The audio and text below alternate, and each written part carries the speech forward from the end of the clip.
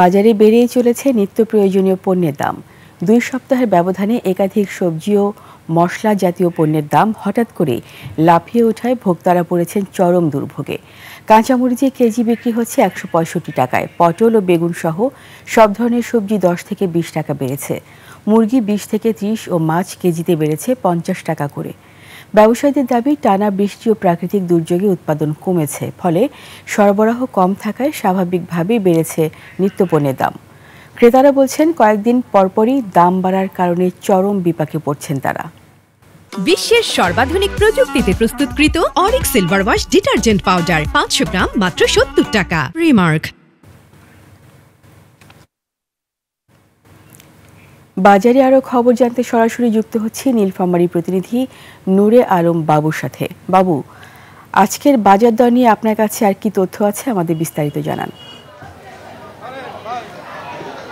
রিতা, আপনাকে ধন্যবাদ। আপনি জানেন যে টানা বৃষ্টি আর প্রাকৃতিক দুর্যোগের কারণে ফসলের ব্যাপক ক্ষয়ক্ষতি হওয়ায় বাজারে সরবরাহ অনেকটাই কম, এই কারণে দাম বেড়ে গেছে। আমরা বাজার ঘুরে যেটি দেখেছি, আজকে পটলের কেজি 40 থেকে 50 টাকা দরে বিক্রি হচ্ছে, যা পূর্বের তুলনায় 10 টাকা বৃদ্ধি পেয়েছে।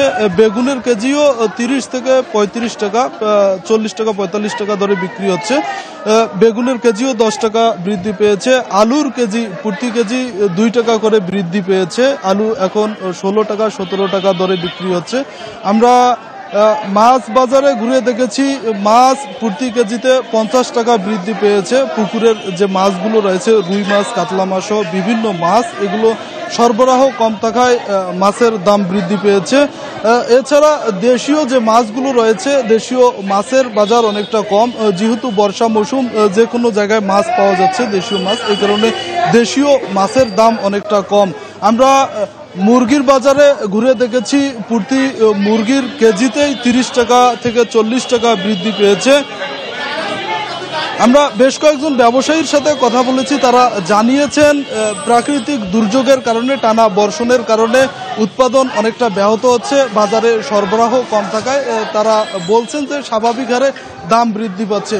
আমরা বেশ কয়েকজন ক্রেতার সাথে কথা বলে যেটি জেনেছি, তারা জানিয়েছেন যারা স্বল্প আয়ের মানুষ, মধ্যবিত্ত মানুষ, তাদের কিন্তু দিনের যে খরচটি সেটি করতে অনেকটা কঠিন, নাজেহাল হয়ে পড়তে হচ্ছে।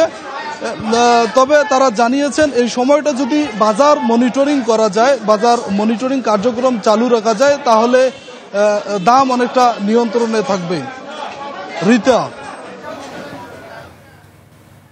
বাবু, আপনাকে অসংখ্য ধন্যবাদ।